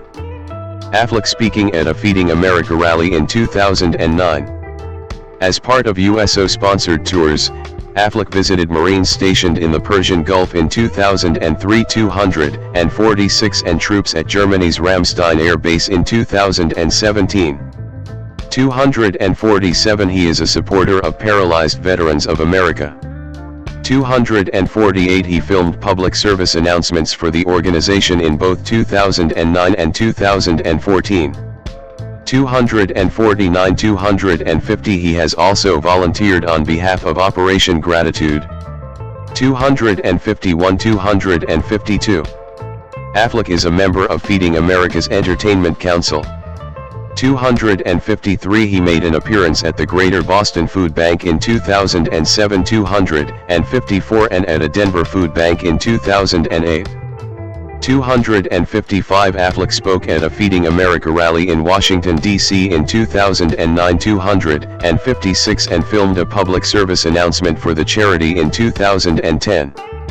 257 Affleck and Ellen DeGeneres launched Feeding America's Small Change campaign in 2011. 258 Also that year, he and Howard Graham Buffett co-wrote an article for the Huffington Post, highlighting the growing percentage of the food-insecure population that is not eligible for federal nutrition programs. 259 During the COVID-19 pandemic, Affleck organized an online celebrity poker tournament to benefit the charity. 260 Made a personal donation and urged others to support the cause. 261 Affleck is a supporter of the Los Angeles-based homelessness charity Midnight Mission. 262 263 Having volunteered at and donated to the charity. 264 265 He has also volunteered at Atlanta Mission. 266 Politics. Political views. Affleck has described himself as moderately liberal. 267 He was raised in a very strong union household. 268 In 2000, he spoke at a rally at Harvard University in support of an increased living wage for all workers on campus. His father worked as a janitor at the university. 15 He later narrated a documentary, Occupation, 2002, about a sit-in organized by the Harvard Living Wage Campaign. 269 Affleck and Senator Ted Kennedy held a press conference on Capitol Hill in 2004, pushing for an increase in the minimum wage. 270 He spoke at a 2007 press conference at Boston City Hall in support of SAU's unionization efforts for the city's low-paid hospital workers. 271 During the writers' strike in 2008, Affleck voiced support for the picketers. 272 Affleck is pro-choice. In a 2000 interview, he stated that he believes very strongly in a woman's right to choose. 25 In 2012, he supported the Draw the Line campaign, describing reproductive rights as fundamental. 273 Affleck was a longtime supporter of legalizing gay marriage, saying in 2004 that he hoped to look back on the marriage debate with some degree of embarrassment for how antiquated it was. 274 Also that year, he remarked that it was outrageous and offensive to suggest members of the transgender community were not entitled to equal rights. 275 He appeared alongside his gay cousin in a 2005 Parents and Friends of Lesbians and Gays print advertising campaign. 276 In 2008, Affleck expressed concern about conspiracy theories claiming Barack Obama was an Arab or a Muslim. This prejudice that we have allowed to fester in this campaign, the acceptance of both of those things as a legitimate slur is really a problem. 277 278 A reporter for The Washington Post overheard Affleck denouncing the Israeli invasion of Gaza at a Washington party in 2009. 279 Stephen Clemens, a participant in the conversation, said Affleck listened to alternative takes. What Affleck spoke about that night was reasoned, complex and made a lot of sense. 280 Later that year, in a New York Times interview, Affleck remarked that his views were closer to those of the Israeli Labour Party than Likud. 281 in 2012, he praised Senator John McCain's leadership in defending Huma Abedin against anti-Muslim attacks. 282-283 Affleck engaged in a widely shared discussion about the relationship between liberal principles and Islam during a 2014 appearance on Real Time with Bill Maher. 284 in a 2017 Guardian interview, he reflected on the viral moment, "I strongly believe that no one should be stereotyped on the basis of their race or religion. It's one of the most fundamental tenets of liberal thought." 285. In 2023, Affleck signed the Artists for Ceasefire open letter calling for a ceasefire during the Israeli bombardment of Gaza. 286. Affleck with Russ Feingold and Secretary of State John Kerry in February 2014. Affleck appeared at a press conference with New York Senator Chuck Schumer in 2002, in support of a proposed Anti-Nuclear Terrorism Prevention Act. 287 in 2003, he criticized the questionable and aggressive use of the Patriot Act and the resulting encroachments on civil liberties. 288 Affleck criticized the Bush tax cuts on many occasions. 288, 289, 290 in 2007, he filmed a public service announcement for Divided We Fail, a nonpartisan AARP campaign seeking affordable, quality health care for all Americans. 291. Affleck expressed support for the Second Amendment in 2004. 267 and said in 2012 that he owns several guns, both for skeet shooting and for the protection of his family. 7 in 2020, he said trips to gun ranges as a young adult made him uncomfortable to remember, given the subsequent tragedies with young people and guns. 292. Affleck appeared alongside then-Senator Barack Obama at a 2006 rally in support of Proposition 87, which sought to reduce petroleum consumption in favor of alternative energy. 293 He appeared in a global warming awareness video produced by the Center for American Progress Action Fund in 2007. 294 Also that year, Affleck admitted he was not particularly good at being green while, in 2014, he named a 1966 Chevelle as his guilty pleasure.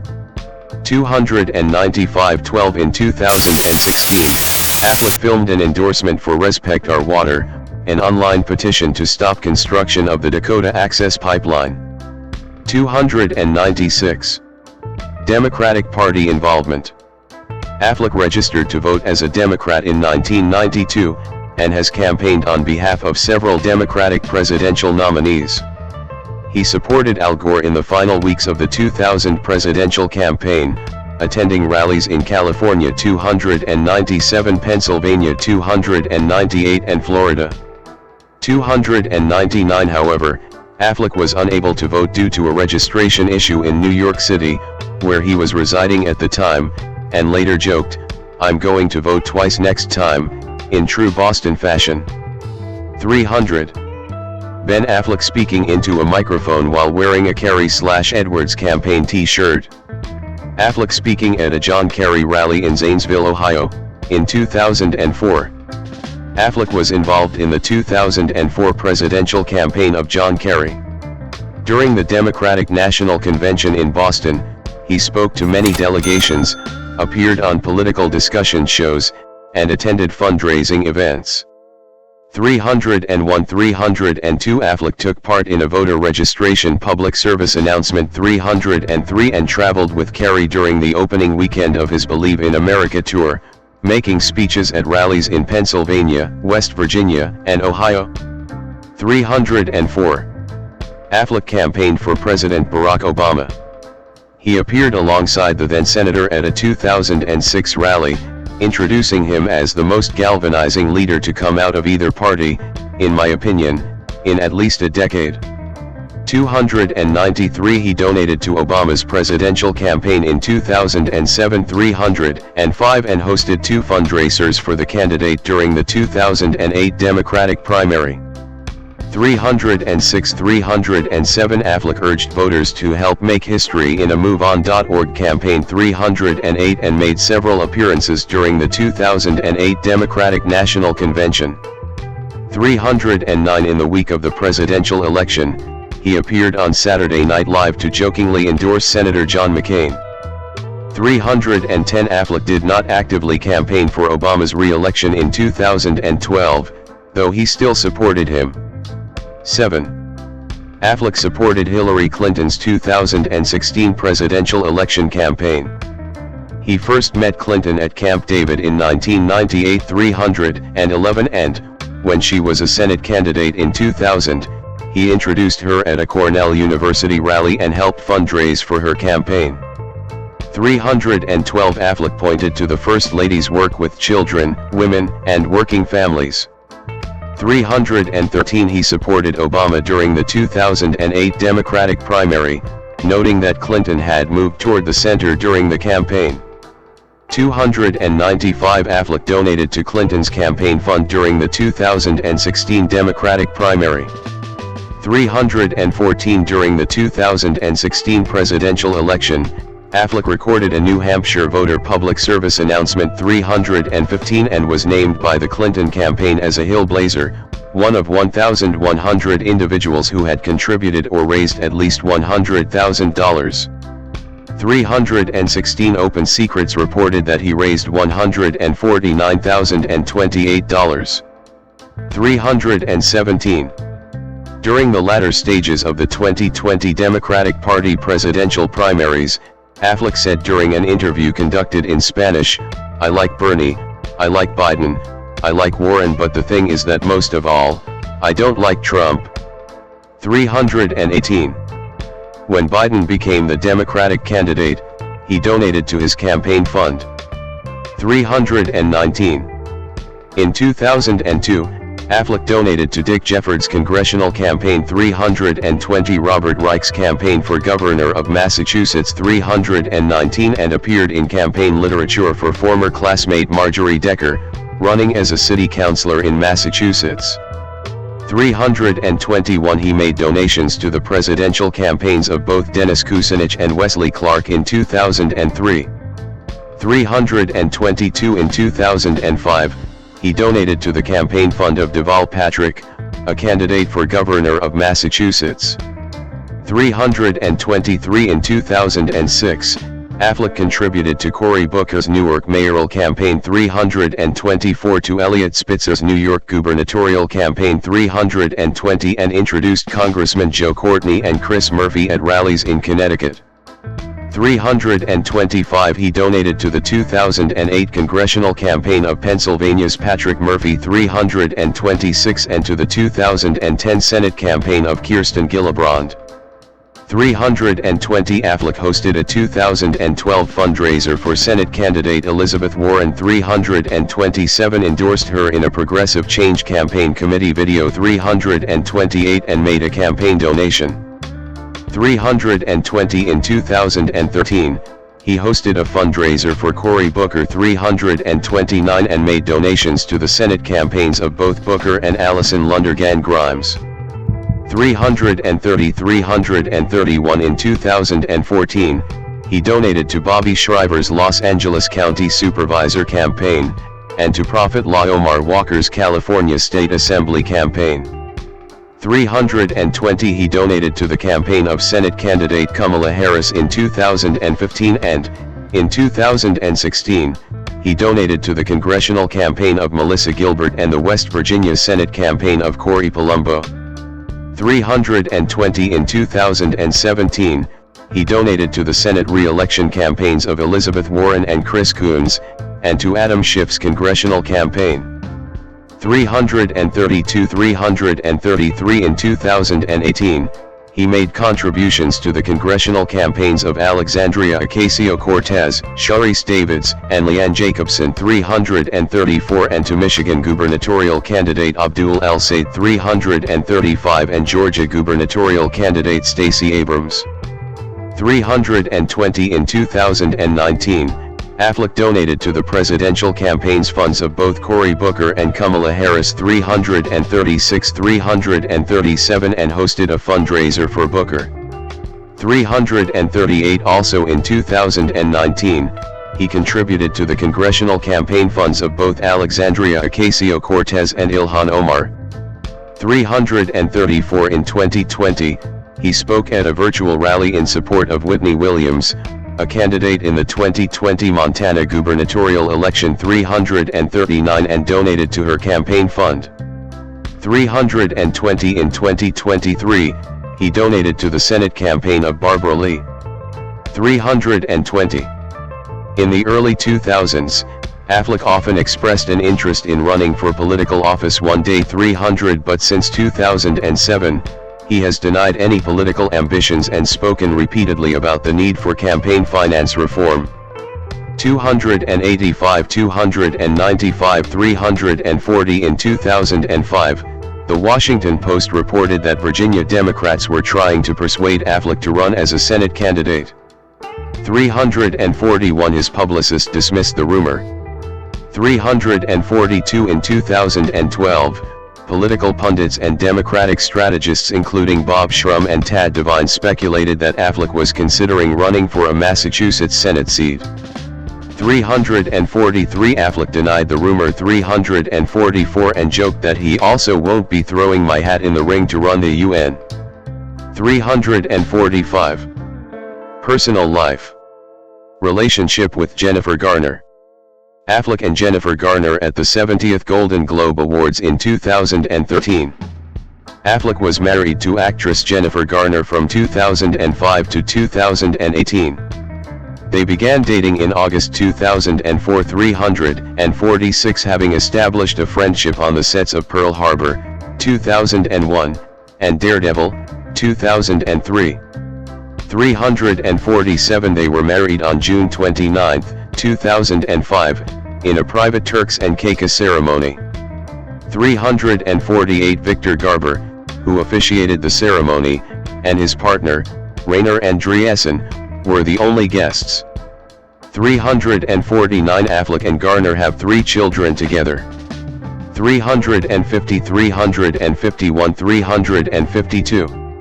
They publicly announced their separation in June 2015. $353. With Affleck continuing to live in a guest house at the family home until mid-2017.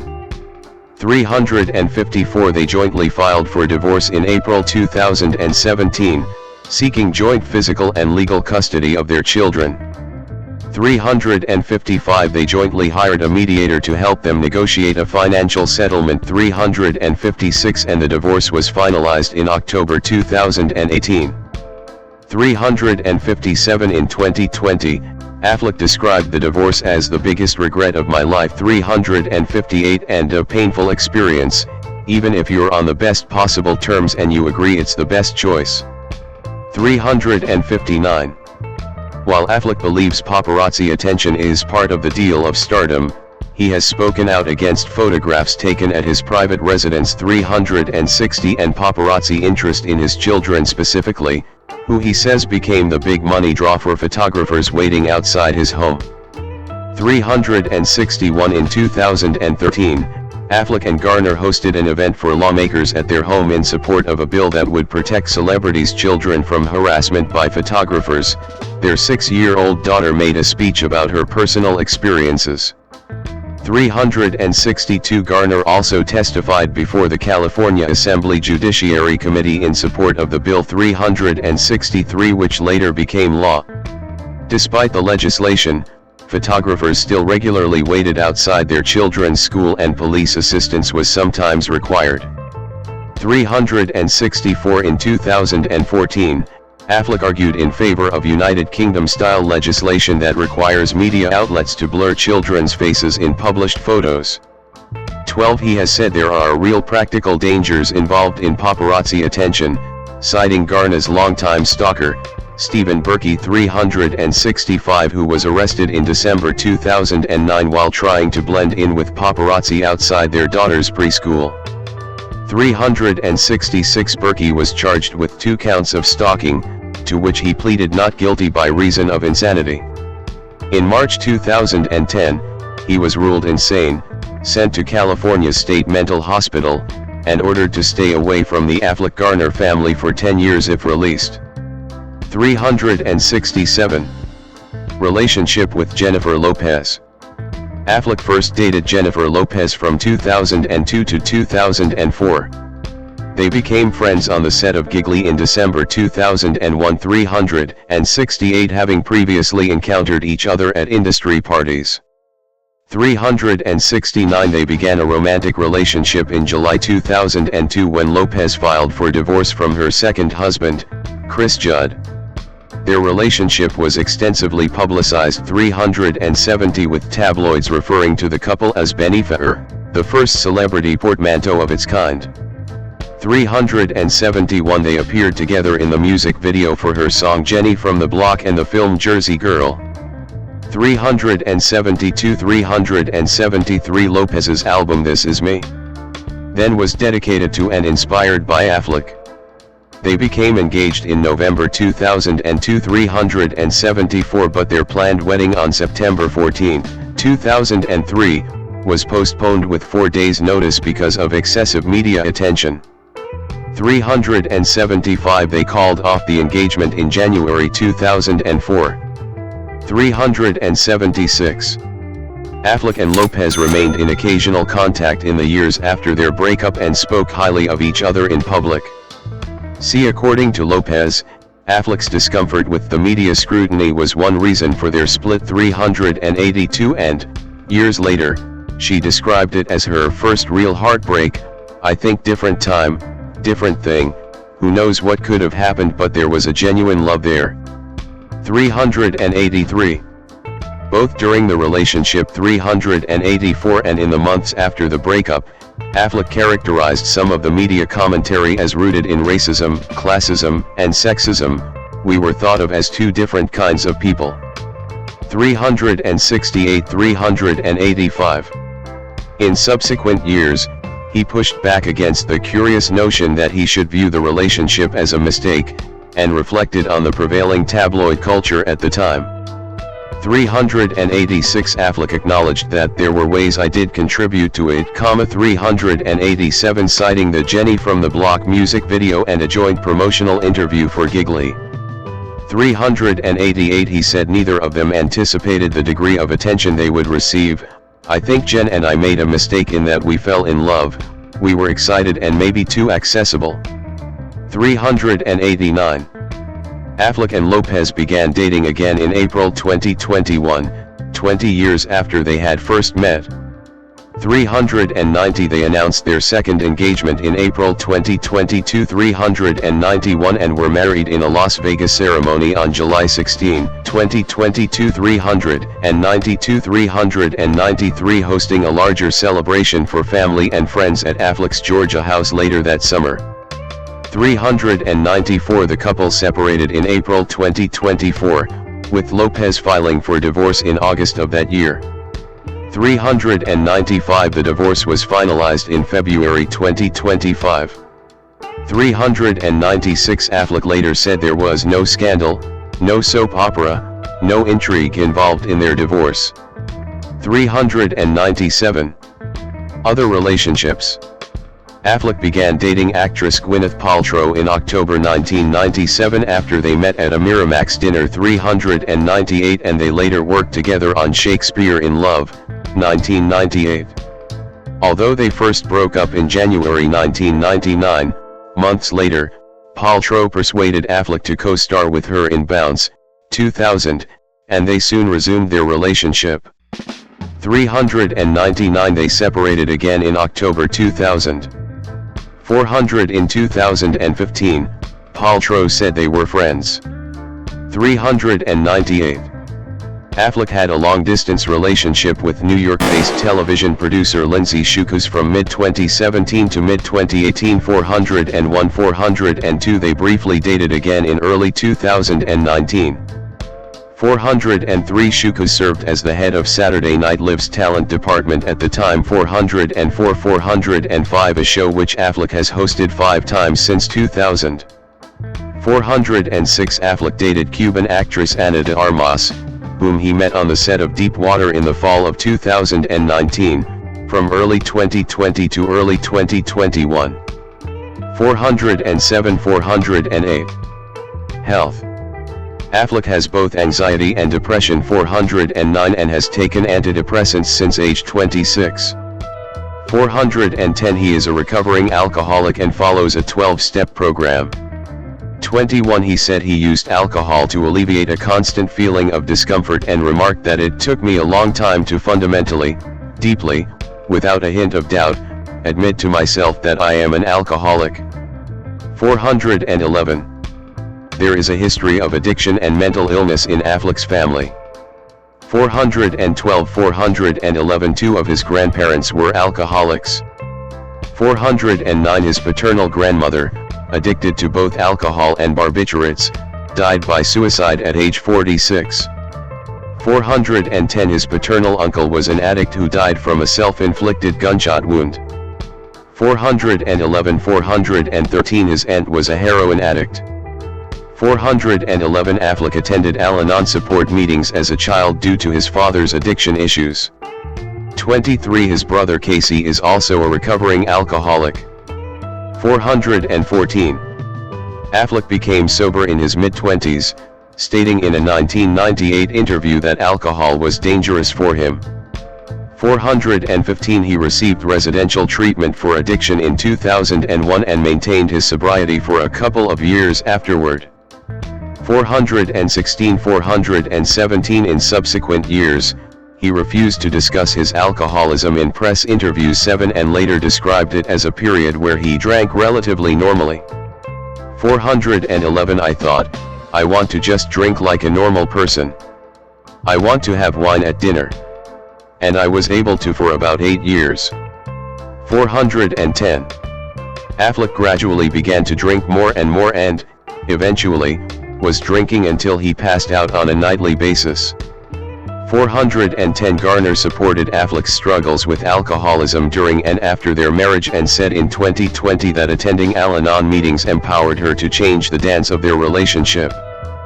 418 Affleck received residential treatment in 2017. 419 420 and, following a publicly documented relapse and intervention, again in 2018. 421 He completed further outpatient treatment over the following year. 422 In late 2019, TMZ filmed him stumbling on a Los Angeles street. He acknowledged the following day that he had a brief slip after over a year of sobriety. 423 He later described the incident as embarrassing. I wish it didn't happen. I really wish it wasn't on the internet for my kids to see. 411. During press for The Way Back, 2020, in which he plays an alcoholic, Affleck stressed that he felt vulnerable when talking about his addiction. 424 And did not intend to go on talking about this issue forever. I think the value, if there is value in me talking about being a recovering alcoholic, is that doesn't have to be who you are. That doesn't have to be the label on your head. 425. In 2023, he said he often advises fellow actors to avoid speaking publicly about their addiction issues where possible. You don't need to be anybody's poster child. 56. Professional gambling. Ben Affleck holds chips while sitting at a poker table. Affleck at the 2008 World Series of Poker in Las Vegas, Nevada. Affleck won the 2004 California State Poker Championship, taking home the first prize of $356,400 and qualifying for the 2004 World Poker Tour Final Tournament. 426 He was one of many celebrities, along with Leonardo DiCaprio and Tobey Maguire, who took part in Molly Bloom's high-stakes poker games in the mid-2000s. 427 In 2014, Affleck was asked to refrain from playing blackjack at the Hard Rock Hotel in Las Vegas, after a series of wins aroused suspicion that he was counting cards, which is a legal gambling strategy, though frowned upon by casinos. 428 Affleck has repeatedly denied tabloid reports of a gambling addiction. 429 430. Religious beliefs. Affleck came from an Episcopalian family 431-7 but was not raised in a religious household. 432 In 2008, he listed the Gospel of Matthew as one of the books that made a difference in his life. 433 As infants, each of his 3 children were baptized as members of the United Methodist Church. 434 And, from 2015 to 2020, Affleck, Garner and their children were regularly photographed at Methodist church services in Los Angeles. 435. Affleck is agnostic 7 and has described faith as a struggle, but the 12-step program is faith-based. Faith has served me well in recovery as an alcoholic. 21. He identifies more with the teachings of Buddhism. I have a difficult time with the theistic aspects of AA. One of the things I like about Buddhism is it's like, believe what you believe. 436. Ancestry. Affleck's ancestry is English, Welsh, Scottish and German, along with some Irish. 437. Affleck appeared on the PBS genealogy series Finding Your Roots in 2014.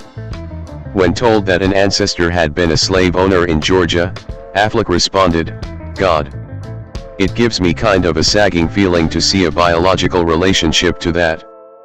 But, you know, there it is, part of our history. We tend to separate ourselves from these things by going like, it's just dry history, and it's all over now. 438.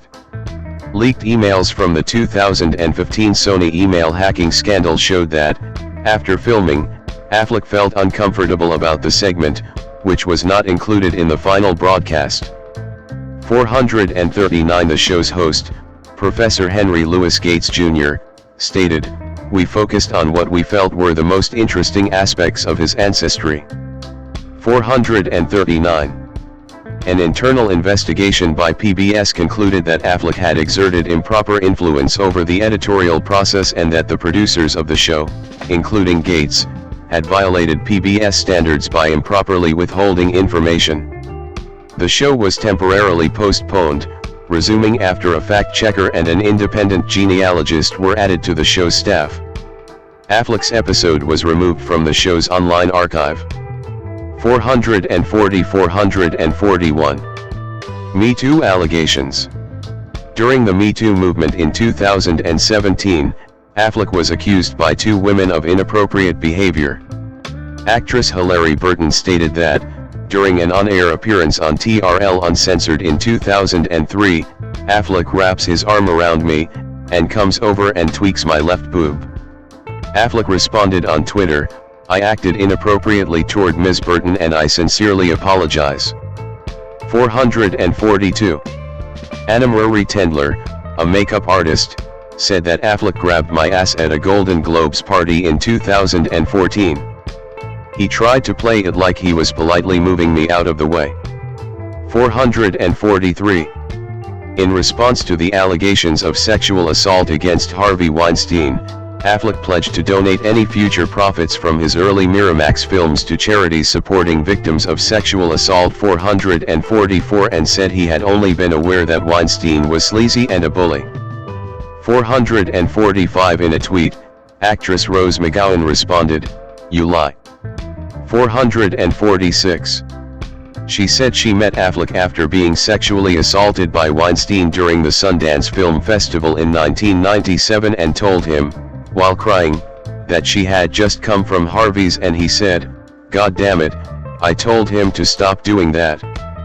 447 In a leaked email regarding McGowan's case, Affleck stated, "I never saw Rose at any hotel in Sundance. She never told me nor did I ever infer that she was attacked by anyone." 448. In a 2019 interview, Affleck said, "I don't really want to get into other people's individual stories because I feel like those are their stories and they're entitled to tell as much or as little of those as they want. I believe Rose. I support her. I really like and admire her tenacity and I wish her the best." 449. In 2020, McGowan clarified her comments, It's not like I'm raging at Ben Affleck. I never said to him, I was just raped.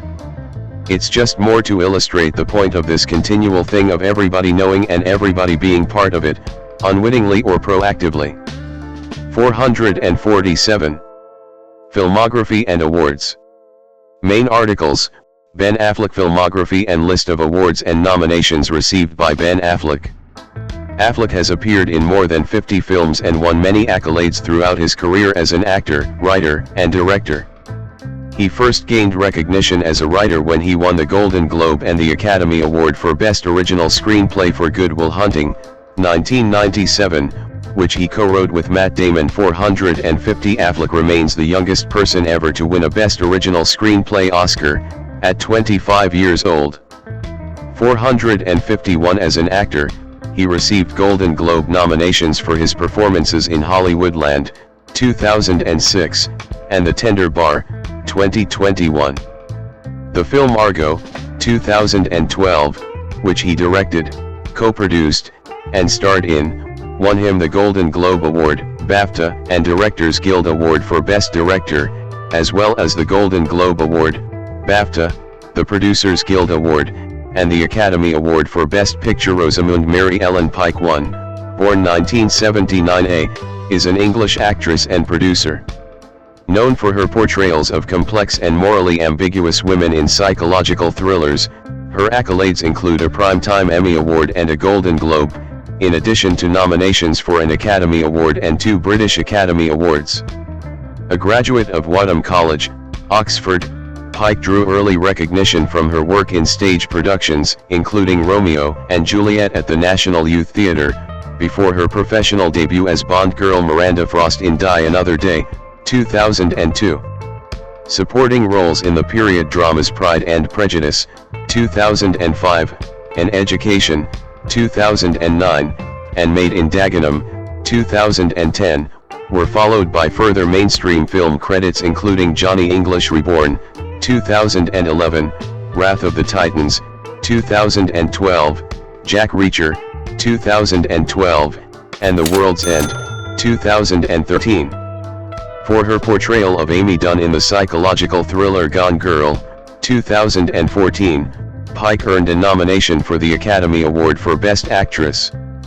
Pike's career further progressed with her portrayals of Ruth Williams Kama in the biopic A United Kingdom, 2016, and Marie Colvin in the war film A Private War, 2018, and she won the Golden Globe Award for Best Actress for her leading role in the black comedy I Care a Lot, 2020. During this period, she won the Primetime Emmy Award for Outstanding Actress for her role in the comedy miniseries State of the Union, 2019. After starring as Moiraine de Modred in the Amazon Prime Video fantasy series The Wheel of Time, she received renewed acclaim and awards nominations for her performance in the satirical thriller Saltburn, 2023. For producing the Netflix science fiction series 3 Body Problem, 2024, Pike earned a nomination for the Primetime Emmy Award for Outstanding Drama Series. In 2025, she returned to the stage for the first time in 15 years with her performance in the Royal National Theatre production Inter Alia. Early life and education. Pike was born in 1979 in Hammersmith, London. The only child of opera singers Julian Pike and Caroline Friend. 145. She attended Badminton School in Bristol. While appearing as Juliet in a production of Romeo and Juliet at the National Youth Theatre, she was scouted by an agent, Dallas Smith, the most genuine and long-lasting relationship in my professional life. 6, who helped her embark upon a professional career. After being turned down by every stage school to which she applied, she gained a place to read English literature at Wadham College, Oxford. She graduated with an upper second-class honours degree in 2001, having taken a year off to pursue her acting career, gaining stage experience in David Hare's Skylight, Arthur Miller's All My Sons, and several plays by William Shakespeare. 7. Career. 1998 to 2013, early roles and breakthrough. While she was still at Oxford, Pike acted in and directed various plays, including one by Simon Chesterman, who was then a graduate student. 8. She made appearances on British television shows, including A Rather English Marriage, 1998, 9 Wives and Daughters, 1999, and the miniseries Love in a Cold Climate, 2001. She appeared as Sarah Beaumont in an episode of the series Foyle's War. After graduating, she was offered a role as a Bond girl and MI6 agent assigned to aid James Bond in Die Another Day, and appeared